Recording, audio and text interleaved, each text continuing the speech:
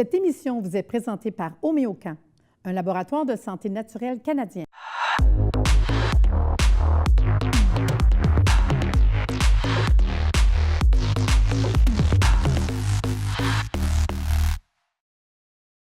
Aujourd'hui, à Ma TV Santé, il sera question de posture et aussi de douleurs articulaires et musculaires. Commençons par la douleur articulaire et musculaire. Quoi de mieux que les huiles essentielles pour vous enlever la douleur? C'est pas toujours évident, hein? J'ai déjà expliqué dans d'autres émissions qu'on met de l'huile, des huiles essentielles, on n'a pas toujours toutes. C'est sûr que plus ça va, avec les connaissances qu'on a, on veut des outils faciles et pratiques. Fait que faut savoir que sur le marché, il existe des produits où ce que c'est tout prêt. Puis ça reste que c'est le fun d'avoir un produit où ce que c'est possible quand on a une douleur, juste tout simplement faire un spray à l'endroit qu'on a mal. Puis là, je vous parle d'une formule où on va chercher le côté antidouleur, anti-inflammatoire de clou de girofle. Je ne sais pas si vous avez déjà fait ça comme truc, hein? Tu as mal à une dent, puis tu mets juste un morceau de clou de girofle et instantanément, ça gèle, ça l'ôte la douleur. Oui, ça a son petit goût spécial, ça nous fait saliver, mais ça gèle instantané. Mais il y a des produits comme ça, tout fait, où on va chercher ce côté analgésique. Donc, ils vont faire des formules où est-ce qu'on va trouver du clou de girofle, du menthol, de l'eucalyptus. Fait qu'on va chercher des huiles essentielles qui ont des actions thérapeutiques au niveau antidouleur. Donc, ça va vous aider pour quelqu'un qui a tout simplement des courbatures, des mal de dos, de l'inflammation, que ce soit une tendinite, que ce soit un sciatique, que ce soit une petite crise d'arthrite ou de rhumatisme. C'est quand même le fun de pouvoir appliquer. Quand on travaille avec le clou de girofle, avec la menthe, l'eucalyptus, ce que ça fait? En le mettant, c'est sûr qu'il y a une odeur. Moi j'adore l'odeur des huiles essentielles. Mais vous allez voir qu'au début, ça fait un effet chaud. Puis tranquillement, il y a un effet de froid qui va être là. Fait qu'on a autant le froid que le chaud. Fait que je vous dirais qu'occasionnellement, petite douleur, en spray, c'est quand même quelque chose de super le fun, puis qu'on peut traîner partout, dans le sac de sport, que ce soit parce qu'on se lève un matin grippé puis qu'on ressent les courbatures, qu'on a une petite douleur au niveau musculaire ou articulaire, juste à faire un petit spray puis le tour est joué. C'est quand même plus propre et moins compliqué que de commencer à prendre nos huiles essentielles. Fait que ce soit une foulure, une douleur articulaire ou musculaire, c'est vraiment les huiles essentielles qui sont les meilleures, eucalyptus, la menthe et le clou de girofle. Fait que ça, c'est quelque chose qui est vraiment le fun à se servir. Toujours en parlant des huiles essentielles, en vous parlant du clou de girofle, ça reste que quand même, je prends 2 minutes pour vous en parler, une huile essentielle de clou de girofle, là, avec un peu d'huile, moi, c'est ce que je conseille au lieu de prendre un clou de girofle. Donc, petit truc aussi qu'on peut faire à la maison, avoir une huile essentielle de clou de girofle, mettre de l'huile, vous trempez votre doigt, un enfant qui fait des dents, ou vous avez mal à la dent, c'est antibactérien, antiviral, antifongique, qu'on ait un champignon dans la bouche, qu'on ait un problème parodontique. Une goutte avec un peu d'huile, ça brosse à dents. Puis on se lave les dents, pas plein de fois, là, une couple de fois. Vous allez voir au niveau hygiène. Je préfère la même chose avec une goutte d'huile essentielle de menthe, directement sur ma brosse à dents, puis on vient brosser au niveau des dents. Tu sais, des fois, c'est pas grand-chose, mais l'action thérapeutique est intéressante. Et entre les deux, bien, le côté menthe, bien, c'est sûr, la laine, d'avoir le problème au niveau toute odeur buccale qui est moins bon. Par contre, clou de girofle, antibactérien, antiviral, antifongique, anti-tout. Fait que moi, je trouve ça quand même le fun comme produit. Souvent, les problèmes parodontiques, c'est parce qu'on a des petites bactéries qui vont aller en dessous des dents ici puis qu'on va faire de la plaque dentaire après. Fait que le clou de girofle, ça pourrait être quelque chose de le fun. Fait qu'en terminant, petit spray pour les douleurs et on s'en va à notre entrevue. À notre entrevue aujourd'hui, j'ai le plaisir d'avoir Annette Verpillot, posturologue. Annette, pour les gens à la maison, présente-toi ton parcours un peu pour être posturologue. Eh bien, ça fait 12 ans que je fais de la thérapie manuelle. En fin de compte, j'ai commencé en 2006.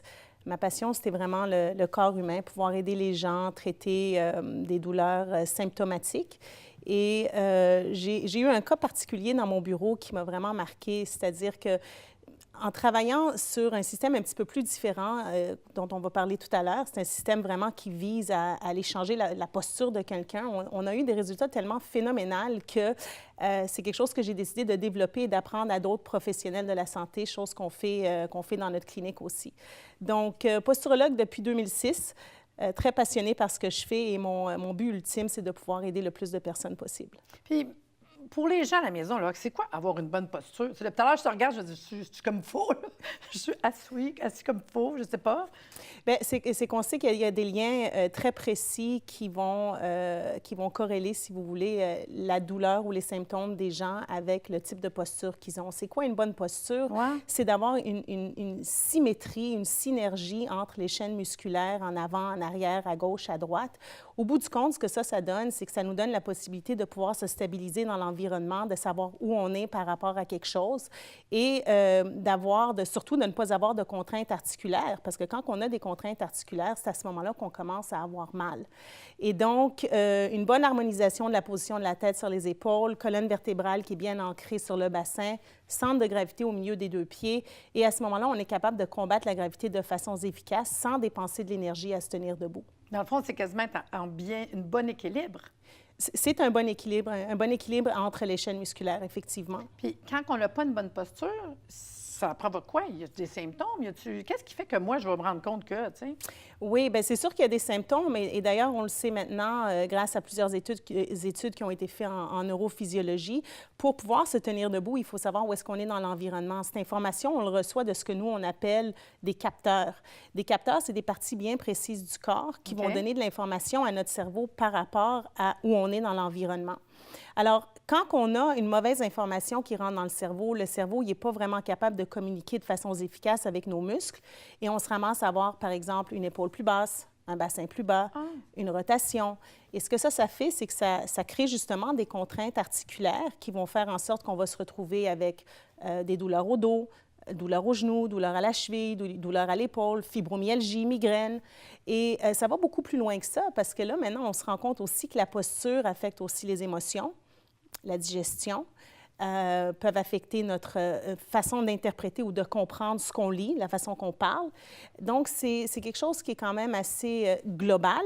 Et ça peut affecter effectivement plusieurs choses. Fait que ça veut dire que moi, je peux décider de dire que je m'aperçois, puis je te le dis, là, parce que pendant que tu m'en parles, je fais des webinaires. Puis des fois, je me regarde dans la caméra, puis je m'aperçois que, voyons, mon épaule n'est pas droite. C'est quand on se regarde dans le miroir ou quelque chose, tu sais. Fait que je pourrais dire, je vais aller voir Annette, puis je vais aller la consulter. Ça implique quoi comme processus? Y a-t-il des questionnements? Si c'est rencontré, ça dure combien de temps? Vous faites quoi? Vous conseillez quoi, mettons? Oui, alors exactement. Alors, la première consultation va durer entre 1 heure et demie. On demande de remplir un formulaire quand même assez détaillé pour qu'on ait une bonne perspective de ce qui se passe, qu'est-ce qui se passe avec vous, est-ce que vraiment, c'est quoi les problèmes que vous souhaitez régler. Okay. Et ce qu'on va faire, c'est qu'on a développé une façon de pouvoir dépister des déséquilibres posturaux avec des corrélations très précises à ces capteurs-là.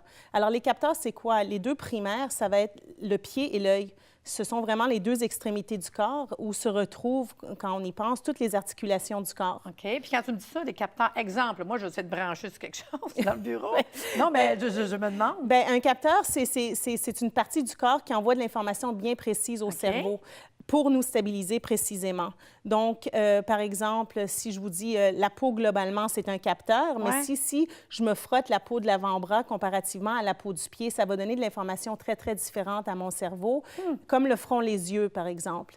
Donc, je peux me stabiliser dans l'environnement sans avoir ma vision, mais c'est sûr et certain que de rentrer chez nous dans l'auto les yeux fermés, ça sera beaucoup plus compliqué que de le faire les yeux ouverts. Donc, c'est ça qu'on appelle des capteurs. Et ce qu'on fait justement, c'est qu'on va adresser ces capteurs-là, changer la façon qui fonctionne en fin de compte pour pouvoir avoir un impact direct sur les parties du cerveau qui contrôlent le système musculaire. Fait qu'en partant, vous faites quelques tests pour savoir c'est quoi le problème, mettons, de la personne. Exact. Puis après ça, vous allez appliquer une thérapeutique. Oui. Puis, on vous revoit régulièrement. C'est quoi les thérapeutiques que je peux m'attendre, des exercices? Oui, alors ça va vous coûter 1 minute et demie par jour de temps. Donc, c'est 3 fois par jour. La thérapeutique, c'est un bilan postural qu'on fait vraiment. Donc, on va aller justement identifier où est-ce qu'ils sont les déséquilibres et on va les associer à la douleur que vous ressentez. Et ce qu'on va faire, c'est qu'on va donner priorité à certains capteurs. Est-ce que c'est plus le pied? Est-ce que c'est plus l'œil? On va aussi regarder les cicatrices. Je sais qu'on parlait tantôt des huiles essentielles. On se sert aussi d'huiles essentielles s'il y a des cicatrices pathologiques. Et peut-être quelque chose qu'on pense pas vraiment souvent, mais le clenching, le serrement dentaire, la position de la mandibule, ça va affecter la position de la tête. Bon, si on serre les dents, c'est parce qu'on est stressé. Il faut qu'on apprenne à trouver une façon d'essayer de se détendre parce que plus on serre les dents, plus la tête va en avant, plus la tête va en avant, plus on change notre centre de gravité et plus on a de la difficulté à se stabiliser dans l'environnement. Donc, les protocoles qu'on donne de correction sont très simples. Très souvent, ça consiste d'exercices pour aller stimuler cette proprioception plantaire, réengrammer les muscles des yeux pour que les yeux puissent fonctionner ensemble, en fin de compte, pour qu'on puisse bien regarder, cibler ce qu'on regarde. Et ça coûte environ 1 minute et demie de notre temps par jour. OK. Fait que dans le fond, ce qui est intéressant, c'est qu'on va te rencontrer, tu nous donnes des exercices 1 minute et demie par jour. Ça doit quand même être drôle de faire, de tout faire cet exercice-là en réfléchi, parce que c'est là qu'on doit se rendre compte que, oh, puis il y a peut-être des affaires pas correctes qu'on faisait, tu sais. Fait que je trouve ça quand même fun. Puis après ça, on revient vous voir pour voir où est-ce qu'on a été, puis au fur et à mesure, on est capable d'avoir des changements. Dans le fond, c'est ce que je vois. Oui, bien alors les changements déjà, parce que quand on travaille, la différence, c'est qu'on travaille sur le système nerveux. OK. Il faut vraiment démarquer cette différence-là. Et le système nerveux, lui, il fonctionne à une vitesse de 119 mètres par seconde. Ah, quand même. Donc, quand on applique des gestes thérapeutiques pour justement changer cette façon, ce mode de communication cerveau-muscle, on a une réponse très, très rapide là, dans la consultation. Donc, on a besoin généralement de, je vous dirais, maximum entre 6 et 8 consultations par année, mais les bienfaits qu'on va ressentir au niveau thérapeutique seront quasiment instantanés. Donc, on peut s'attendre entre 60 et 85 de diminution de douleur des symptômes, dépendamment de cas par cas, dans la première consultation. Annette, ça m'intéresse beaucoup. On va prendre une pause capsule santé, puis on revient pour votre question. Aujourd'hui, à notre capsule santé, je vous amène dans le merveilleux monde du bleuet et du chrome. Quand on prend du bleuet et du chrome ensemble, nous avons une formule parfaite pour contribuer à réguler le métabolisme du glucose tout en fournissant un apport d'antioxydants. Pour commencer, les propriétés du Vaccinum angustifolium, le bleuet, rapportées dans la littérature scientifique, font de ce végétal un allié dans la prévention du diabète de type 2. Vous savez, la Fédération internationale du diabète estimait en 2005 à 194 millions le nombre de personnes affectées par le diabète de type 2 dans le monde. Face à l'envergure de cette pandémie, la recherche d'approches alternatives et l'utilisation de produits de santé naturels en prévention ont gagné en popularité. Diverses espèces du genre Vaccinum, comme le bleuet, sont ainsi reconnues pour leurs propriétés antidiabétiques. Une équipe canadienne a publié en 2006 une étude démontrant les propriétés exceptionnelles du bleuet sur les processus métaboliques du glucose impliqués dans la mise en place du diabète de type 2. Le bleuet était déjà l'une des plantes les plus utilisées traditionnellement au Québec, avec le fenugrec pour un usage antidiabétique. Les études avaient jusqu'alors largement démontré les propriétés antioxydantes du bleuet, mais s'étaient peu intéressées au potentiel antidiabétique de celui-ci. Des études en 2006 ont été faites sur ses activités insuline-like, glitazone-like et cytoprotectrices. L'étude a confirmé ces activités du bleuet, notamment l'activité similaire à l'insuline, insuline-like, considérable de Vaccinum angustifolium, une importante activité glitazone-like, un effet cytoprotecteur. Il a aussi été rapporté un effet antidiabétique sur les cellules B du pancréas. Si les mécanismes ne sont pas clairement identifiés, les résultats observés et présentés dans l'étude ont amené les chercheurs à soutenir, en conclusion, l'utilisation du bleuet en tant que produit naturel dans le cadre du diabète de type 2 chez l'humain. De plus, le bleuet améliore la circulation vasculaire à travers le corps, y compris celle des petits vaisseaux sanguins dans les yeux. Par conséquent, le bleuet est recommandé pour améliorer la vision nocturne et aider les problèmes oculaires chez les personnes atteintes de diabète. Le chrome est un oligo-élément essentiel à la santé humaine. Il a pour propriété, entre autres, d'augmenter la sensibilité des tissus à l'insuline. Cela contribue à normaliser et à stabiliser les taux de sucre et l'insuline dans le sang. En 2010, une étude a montré que la prise de 1000 microgrammes de picolinate de chrome peut augmenter la sensibilité à l'insuline de personnes diabétiques. Cet effet a été d'autant plus important que la résistance à l'insuline des sujets était grande. Un effet positif a également été rapporté à raison de 400 microgrammes de nicotinate de chrome par jour chez des patients dont la résistance à l'insuline était causée par leur traitement contre le VIH. En 2011, des chercheurs coréens ont publié un essai montrant que le chlorure de chrome, peut réduire la résistance à l'insuline d'enfants obèses à raison de 400 microgrammes par jour. Le chrome est un oligo-élément essentiel nécessaire pour maintenir la santé humaine. Cependant, malgré sa prévalence apparente, on estime que 25 à 50 de la population nord-américaine est déficiente en chrome.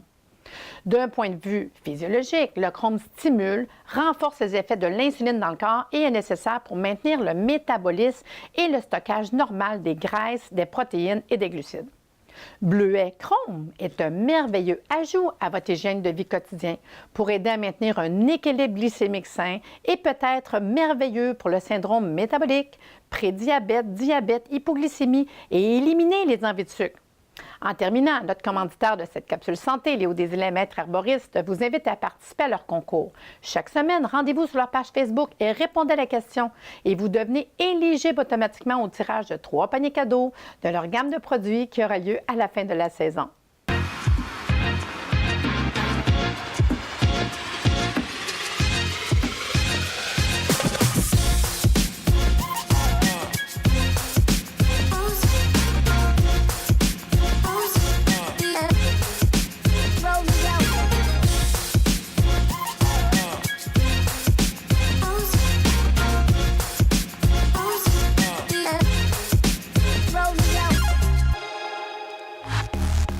On est de retour avec Annette, mais il y a plein de choses encore que je veux savoir.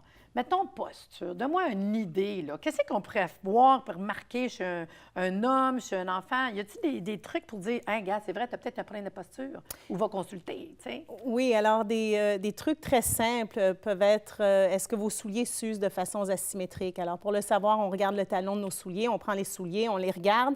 Est-ce que j'ai plus d'usure d'un côté comparativement à l'autre? Si la réponse est oui, déjà, ce qui est embêtant avec ça, c'est que c'est asymétrique. Encore déjà là, si c'est usé de la même façon, on peut se dire, bon, pourquoi c'est plus le bord externe plutôt que le bord interne? Mais ça va être la symétrie qu'on va aller regarder. Ah, ça, je trouve ça le fun. Une autre chose, ça peut être, tu sais, les gars qui se font toujours tailler leur soute. Il y en a un qui peut avoir une manche qui est un petit peu plus longue que l'autre. Très souvent, mais je vous dis ça parce que ça m'est arrivé aussi au bureau, puis il y a un monsieur qui me dit « il va falloir que je refasse faire tous mes sauts », et c'était un peu plate pour lui. Un autre exemple peut être quand on prend des photos, si on a toujours la tête qui est inclinée d'un côté, puis on se dit « coudonc, as-tu un penchant? » Je remarque que dans les photos, j'ai toujours un penchant plus d'un côté. Donc ça, ce sont des signes de déséquilibre posturaux qu'on peut remarquer, mais dans lesquels on n'a pas vraiment fait toujours l'association avec la douleur qu'on ressent. Puis, tu sais, des fois, je pense à ça, il y a du monde à cette heure qui vendent des bureaux qui se lèvent, tu sais, ça peut être le fun de pas toujours être Bien assis. sûr. Ça peut être un des outils qu'on peut recommander, j'imagine, vous autres, dans votre travail. Là. Oui, absolument. Puis c'est vrai que c'est une problématique parce qu'en 2018, la plupart des gens travaillent assis. Ben On oui. bouge de moins en Ben moins. oui. Ça, c'est un problème global, aussi bien avec les enfants qu'avec les adultes. Et donc, de trouver une façon de se lever un petit peu plus souvent versus rester assis 12 heures par jour, c'est une bonne stratégie. Parce que, mettons, je pense à... J'ai plein de questions dans ma tête, là. Quelqu'un même qui pourrait faire un sciatique, ça peut être aussi une posture, parce que des fois, j'imagine un nerf, quelque chose. Oui, bien là, on va revenir encore à ces contraintes articulaires. Il faut encore toujours ça, se poser la question, est-ce que c'est une cause ou un symptôme? OK. Parce qu'une sciatique, oui, c'est là, mais c'est un symptôme de quoi? C'est un symptôme... d'où? Ça vient d'où? Ouais. Et là, on va me dire, ben oui, ben tu as une hanche qui est plus basse, absolument, mais pourquoi? Qu'est-ce qui contrôle le muscle? C'est le cerveau. Donc, si on va changer la façon que le cerveau parle à ce muscle-là, est-ce qu'on pourrait, à ce moment-là, réaligner le bassin et avoir un Fait effet? que c'est vraiment toujours ton fil conducteur. Exact. Je trouve ça quand même le fun. Puis là, la question que je me pose, c'est, est-ce que, enfant, bébé naissant, âge, c'est quoi une femme enceinte? Non, mais je me pose la question, un enfant, moi, j'adore. J'en ai vu, Alors, avec les souliers maganés, j'en ai vu. Une femme enceinte, c'est numéro 1 parce que ça sera avant la naissance. Déjà là, on pourra aider la femme avec ses contractions, qu'elle passe moins de temps à l'hôpital. Wow! Mais chez les enfants, ça ne sera pas les nouveau-nés, ça sera plus vers les 3-4 ans. Les plus jeunes, les adultes, monsieur, madame, tout le monde, les plus vieux, On voit même des cas de Parkinson ou des maladies neurologiques. On a vu qu'il y a eu une amélioration. On ne va pas guérir ça, mais on apportera une amélioration dans leurs conditions dans lesquelles ils vivent. Et ça, on a beaucoup de photos sur notre page Facebook où on montre le avant-après de ces corrections. Et encore une fois, quand on travaille sur le système nerveux, on voit à quelle vitesse ça se fait. Et plus on attrape ces déséquilibres, on les adresse à un jeune âge, plus vite on aura des résultats. Ah oui, c'est le fun. Parce qu'il y en a des enfants, des fois, là, tu sais, « Ah, j'aime pas ça marcher. Ah, je traîne les jambes. » Tu vois Puis ça se peut que l'enfant ne soit pas bien, tu sais, qu'il ne soit pas à l'aise dans son corps parce qu'il y a un déséquilibre, c'est tout, là. Bien, il y a un déséquilibre, mais il y a aussi, il y a aussi ce qu'on appelle des réflexes primitifs, c'est-à-dire qu'on est à la base avec des réflexes qui sont engrammés dans notre code génétique. Ces réflexes-là, on les voit chez les nouveau-nés, comme par exemple le réflexe d'agrippement, le réflexe de succion. Et on a une foule de réflexes en tant qu'enfant qu'on va développer au cours de notre vie, au fur et à mesure qu'on apprend à se lever debout puis à marcher. Et donc, on voit chez les jeunes 7 ans, 8 ans qui se traînent les pieds, très souvent, ce sont des réflexes qui sont mal intégrés, qui deviennent des déséquilibres posturaux. Et là, on se ramasse à 23 ans, j'ai mal au dos. Puis, dans le fond, tantôt, tu as parlé de photos, moi, ça m'intrigue. Fait qu'on peut vous suivre sur Facebook? On est sur Facebook, on est sur Instagram. À quel nom? Posture Pro. Posture Pro. Puis, votre site Internet? posturepro.co. Ah, je trouve ça quand même intéressant. Juste peut-être pour aller voir les photos, moi, ça m'intrigue, c'est ça, je vais aller voir. Puis, je veux savoir à quel endroit qu'on peut consulter. Alors, on est situé sur la rue Jean Talon, au 4810 Jean Talon, au coin de la rue Victoria, juste à côté de l'SPCA, le métro Namur. OK, bien, c'est intéressant. Puis, dans le fond, ce qui m'intéresse, des petits trucs, t'en as-tu pour le monde? Oui, alors le premier truc, ça va être de regarder les souliers qu'on porte, s'assurer que les souliers sont assez larges pour accommoder le pied. Très souvent, on va se retrouver avec des souliers très serrés et pas assez longs.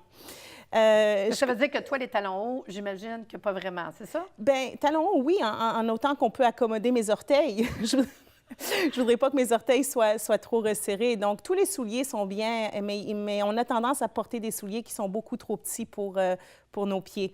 Puis dans ton traitement comme ça, est-ce que vous pourriez aller jusqu'à parler peut-être de prothèses ou c'est pas quelque chose qu'on irait? Alors, on fait pas des prothèses, non, mais on parle plus de semelles proprioceptives. Ça va être des façons, encore une fois, la proprioception, de stimuler la proprioception de la peau du pied. Ah, ça, je trouve ça intéressant. Fait que ça, puis après ça, ça peut être aussi comme d'autres exemples qu'on pourrait faire. Alors, on parlait tantôt, c'est ça, je suis une grosse fan des exercices des yeux. On s'entraîne tous les jours pour être en santé, on mange bien. Personnellement, avec ce que je vois puis ce que je sais, je pense qu'on devrait tous faire des petits exercices des yeux. C'est quoi un exercice des yeux? Bien, c'est faire bouger les yeux dans tous les sens, côté gauche, côté droit, en haut, en bas, en diagonale, sans bouger la tête. Okay. Et à ce moment-là, on se donne comme des petits exercices oculaires le matin avant de se lever. Puis vous allez voir, si vous avez même une douleur, une tension, juste à bouger les yeux puis se concentrer à garder la tête bien droite, on peut se ressentir quasiment instantanément. Puis pas longtemps, tu dis. Juste en haut, en bas, faire rond un bord, rond un bon 30-40 secondes, si c'est bien fait, c'est qualité versus quantité, bien sûr. Donc, si on le fait bien, les résultats peuvent être quand même assez rapides. Ah, c'est incroyable, des fois. C'est ça, des fois, qu'on ne se rend pas compte, hein? C'est que ça peut être quelques exercices, comme tu dis, 1 minute et demie, 2-3 fois par jour. C'est juste de faire partir, avoir les bons outils.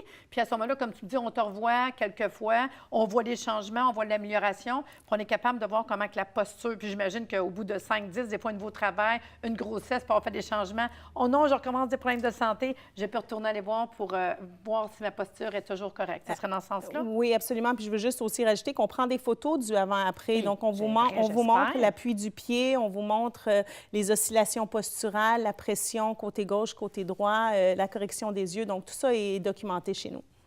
Mais Annette, j'ai vraiment apprécié d'en apprendre plus sur la posture, le côté posture, dans le fond. Puis bien là, j'invite les gens à aller voir la capsule de notre pharmacien Jean-Yves. Il n'y a pas longtemps, on s'est parlé d'oligo-éléments. Là, ça serait le fun de se parler de vitamines. Alors, c'est quoi des vitamines? Encore là, des vitamines, c'est des composés dont j'ai besoin pour être en santé, pour être en vie même, à très petit dosage. Par contre, on va finir en parlant des dosages thérapeutiques. Ça, c'est d'autres choses. Mais j'ai besoin d'avoir des vitamines dans mon alimentation. Le problème des vitamines, c'est qu'on se base sur une science qui date d'il y a plus que 100 ans. principal bloc de sciences, de compréhension, nous date de fin 19e, début 20e. C'est là qu'on découvre les vitamines A, vitamine B, vitamine D. Puis là, et c'est pour ça qu'on trimballe des vieilles notions comme les unités internationales. Puis il n'y a personne qui sait ce que ça veut dire. On les met pour les vitamines liposolubles. Alors, on va y aller en ordre. Commençons par les B. Vous avez une collection de vitamines B. La vitamine B1, c'est la thiamine. La vitamine B2, c'est la riboflavine. Ils ont tous des noms comme ça qui finissent en -ine, c'était l'époque. Et les vitamines B, c'est des vitamines qui ont deux caractéristiques principales. Un, elles sont solubles dans l'eau. On va parler des hydrosolubles. Ça veut dire que votre corps ne les accumule pas puis les flush par le rein dès qu'il y en a trop. Alors, ils font leur job, et on dit, hop, donc j'en ai besoin tous les jours. Deux, toutes les vitamines B sont utilisées dans le métabolisme pour faire de l'énergie.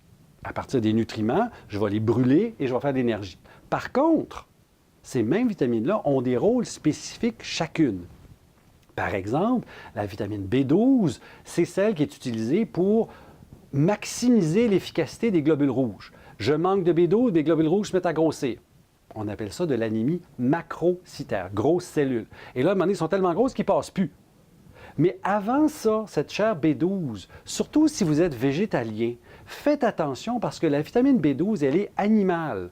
Donc, les seules sources végétales, c'est des levures qui vont en produire. Donc, il faut vraiment faire attention d'en prendre en supplément parce que la fameuse B12, si vous n'en avez pas assez, mais pas trop peu pour avoir de l'anémie, juste en dessous de ce dont vous avez besoin, plusieurs choses se produisent. Vous développez des métabolites, des déchets qu'on appelle l'homocystéine, qui va oxyder puis briser partout.